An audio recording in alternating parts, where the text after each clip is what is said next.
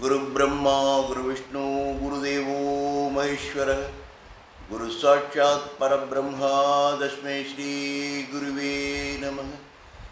वृषभध्वजाय विद्महे कृणीहस्ताय धीमहि तन्नो गुरु प्रचोदयात्। कांचीवासाय विद्महे शान्तरूपाय धीमहि तन्नो चन्द्रशेखरेन्द्र प्रचोदयात्। हर हर शंकर जय जय शंकर, हर हर शंकर जय जय शंकर। ஆன்மீக அன்பர்கள் எல்லாருக்கும் என்னோட நமஸ்காரம். இன்னைக்கு வியாழக்கிழமை, குருவுக்கு உகந்த நாள். கடந்த ஒரு வருஷத்துக்கு மேலேயும் நம்முடைய பிரத்யக்ஷ தெய்வம் பூஜ்ய ஸ்ரீ காஞ்சி மகாசுவாமிகள் நடத்திண்டு வர மிகச்சிறந்த அற்புதங்களையும் மிகச்சிறந்த நிகழ்வுகளையும் ஒரு சிறு கதை வடிவுல உங்களுக்கு சொல்லிட்டு வரேன். ஏன்னா அடுத்த ஜெனரேஷனுக்கும் நம்ம பெரியவாளை பற்றி தெரியணும். அதான் என்னோட ஒரு சிறு ஆசை. அந்த வகையில் இன்னைக்கு நம்ம பெரியவா நடத்தின மற்றொரு அற்புதத்தை தான் பார்க்கணும். பல வருஷங்களுக்கு முன்னால் நடந்தது. காஞ்சிபுரத்தில் பெரியவா தங்கியிருந்த போது நடந்த ஒரு விஷயம். அன்றைக்கி பார்த்தோம்னா ஒரு ஆடி வெள்ளிக்கிழமை. பெரியவா எங்கே இருந்தாலும் சரி, காஞ்சிபுரத்தில் இருந்தாலும் சரி, இல்லைன்னா ஸ்ரீமடம் எங்கே முகாமிட்டு இருந்தாலுமே சரி, அவரை பார்க்குறதுக்கு சுற்று வட்டாரத்தில் 18 கிராமங்கள் ஊர்கள்லேருந்தும் மிக மிக செல்வந்தர்கள் அரசியல்வாதிகள்லேருந்து சாதாரண குடிமக்கள் வரைக்கும் வந்து தரிசித்து அவர்கிட்ட ஆசீர்வாதம் வாங்குகிற பழக்கம் உண்டு. பலருக்கும் பார்த்தோம்னா அவருடைய கடைக்கன் பார்வை தன்மேலே படாதா அப்படின்னு ஒரு ஏக்கமும் உண்டு. அதுக்காகவே கூட்டம் எப்போதுமே அலமோதின்னு இருக்கும். பெரியவா எத்தனை மணி நேரமானாலும் பரவாயில்ல, காலையில் அந்த தன்னுடைய காலை கடன்களான இந்த சந்திரமௌலீஸ்வர பூஜை கிஜையெல்லாம் முடிச்சுட்டு தரிசனம் தந்து ஆசீர்வாதம்னு உட்காந்துட்டார்னா மணிக்கணக்காக அவருக்கு நேரம் போகிறதே தெரியாது. பிஷப்பண்ண கூட போகமாட்டார்னு வச்சுக்கோங்க.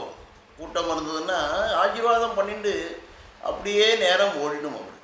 அந்த மாதிரியான ஒரு ஆடி வெள்ளிக்கிழமை பயங்கரமான கூட்டம். நிறையா பேர் வந்திருக்கா, பெரிய பெரிய அதிகாரிகள்லேருந்து கிராமத்து மக்கள்லேருந்து. இப்போ இருக்க மாதிரி அந்த காலத்தில் இந்த சிறப்பு தரிசனம் இந்த மாதிரி பெரியவா வந்திருக்கா, வேறு பெரிய உயரதிகாரி வந்திருக்கான்னு சொல்லி குறுக்கு வழியில் கூப்பிட்டு போய் மடத்தில் பெரியவாளை பார்க்குற வழியெல்லாம் கிடையாது. இப்போ தான் கோயிலெல்லாம் வச்சுருக்கா. 500 ரூபா சிறப்பு தரிசனம், 100 சிறப்பு தரிசனம், 50 சிறப்பு தரிசனம். அந்த மாதிரி நான் சொல்கிற காலத்துலலாம் கிடையாது. கூட்டம் நகர்ந்துன்னு இருக்குது. மத்தியானம் ஓடின்னு இருக்கு. 12-1 மணியும் ஆகிடுத்து. கூட்டம் குறையவே இல்லை, கூட்டம் நகர்ந்துன்னே. அப்போ 2 பேர் பஞ்சகச்சம் நெத்தியில் ஒருத்தர் திருநாமம் திருமணட்டுன்னு இருக்கார், இன்னொருத்தர் பட்டையை ஊதி போட்டுருக்கார். இதுலேருந்தே பார்த்தா தெரிகிறது ஒருத்தர் வைஷ்ணவா, ஒருத்தர் நம்மளவா. அவளுடைய டேர்ன் வந்து கொடுத்து பெரியவாளை அவள் வாங்கிட்டு வந்த ஏதோ ஒரு பழ வகைகளை கொடுத்து தட்டில் வச்சுட்டு நமஸ்காரம் பண்ணிவிட்டு ஏந்திருக்கிறார். அவளுக்கு ஆசீர்வாதம் பண்ணிவிட்டு பெரியவா தன்னுடைய அணுக்கத்தினர் பக்கத்தில் ஸ்ரீகண்டமாக இருந்தார். அவனுக்கு ஸ்ரீகண்டனை கூப்பிட்டு இவா 2 பேரையும் சாப்பிட்டு மத்தியானம் வந்து பார்க்க சொல்லு, இவாளுக்கு ஒரு வேலை இருக்குது அப்படின்னு சொல்லி அனுப்பிச்சிட்டான். இவா 2 பேருக்கும் ஒரே ஆச்சரியம். ஏடா பெரியவாளுடைய கடைக்கன் பார்வை நம்ம மேலே படாதான்னு காத்துருக்கு எத்தனை பேர் மத்தியில். அவரால் செய்ய முடியாது, எந்த ஒரு வேலையுமே கிடையாது, நம்ம 2 பேர்ட்டையும் வேலை இருக்குன்னு சொல்லி அனுப்புகிறாள்ன்னு இவா 2 பேருக்கும் பயங்கரமான ஆச்சரியம். மனசில் ஒரு இன்ப பேரதிர்ச்சி. பெரியவா சொன்னதற்கிணங்க பார்த்தோம்னா ஸ்ரீகண்ட மாமா 2 பேரையும் மடத்துக்கு அந்த உள்ள சாப்பாடு போகிற அறை கொண்டு போனால் நல்ல திவ்யமான சாப்பாடு சாப்பிட்டுட்டு திரும்பி வரா. 2-2:30 மணி ஆகிடும். பெரியவா அப்பயும் எழுந்திருந்து உள்ளே போகலை. கூட்டம் ஓரளவு கணிசமாக குறைஞ்சிடுது. இவா 2 பேரையும் சுரக்கு போட்டு கூப்பிட்டுருக்கார் பெரியவா. கூப்பிட்டு பக்கத்தில் வர சொல்லி, ஏன்பா நீங்கள் 2 பேரும் தானே அந்த மத்திய நிதித்துறை வருமான வரி அலுவலகத்தில் வேலை பார்க்குறாள், பெரிய பதவியில் இருக்கள்னு எனக்கு என்னவோ உங்களை பார்த்தாலே தெரிகிறது.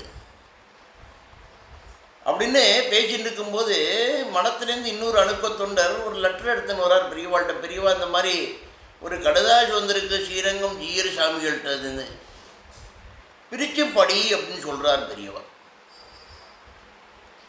பிரித்து படின்னு சொன்னது தான் தாமதம். அந்த அணுக்க தொண்டர் அந்த லெட்டரை பிரிக்கிறார், படிக்க ஆரம்பிக்கிறார். இந்த மாதிரி உபயசேமம்லாம் 2 பேரும் விசாரிச்சுட்டு யார் ஜீயர் சாமிகள் பெரியவாளுக்கு எழுதின லெட்டர் படிச்சுன்னு இந்த மாதிரி ஸ்ரீரங்கத்தோட ராஜகோபுரம் எப்படி கட்டுமான பணி நடந்துன்னு இதுவரைக்கும் பூர்த்தியாக இருக்குது, என்னென்ன வண்ணங்கள் என்னென்ன பொம்மைகள் எந்த விதத்தில் வைக்கலாம்னு இருக்கா, மேற்கொண்டு எவ்வளவு செலவாகும் எல்லாம் படிச்சுட்டு இருக்கார். படிக்கும்போது நிறுத்து அப்படின்னு சொல்லிட்டார் பெரியவா. நிறுத்தினா உடனே அவர் நிறுத்திவிட்டார், படிக்கிறத நிறுத்திட்டார்.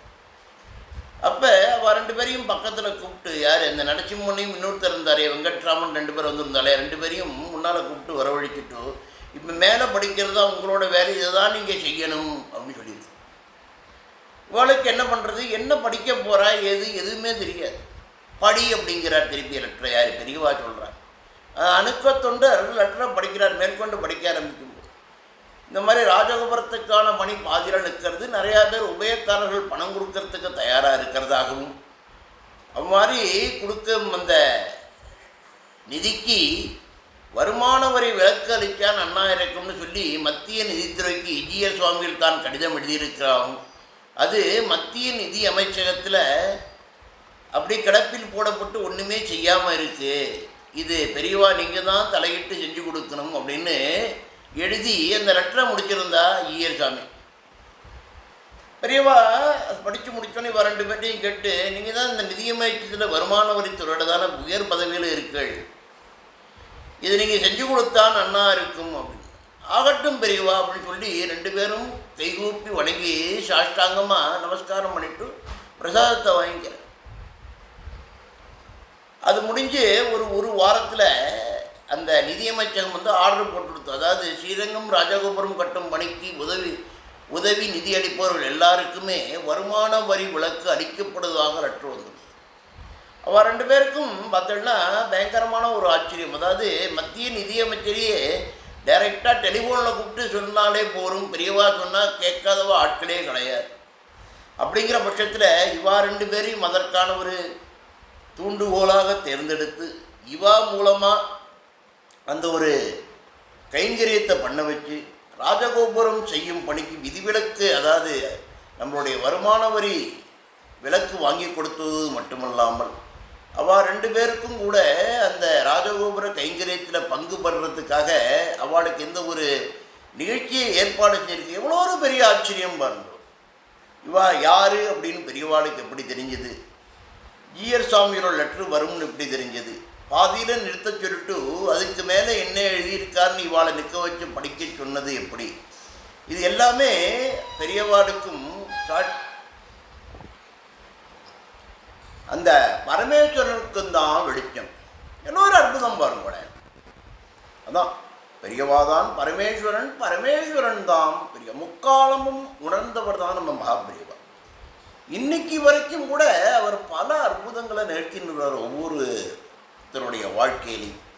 நம்மளை அவற்றை ஒப்படைச்சிடணும். நீங்கள் தான் பெரியவா, உங்களை விட்டால் எனக்கு வேற கதி கிடையாது, சரணாகதி அடைஞ்சாலே போதும். புரியுறதா? மற்றொரு அற்புதம் அடுத்த வியாழக்கிழமை பார்க்கலாமா?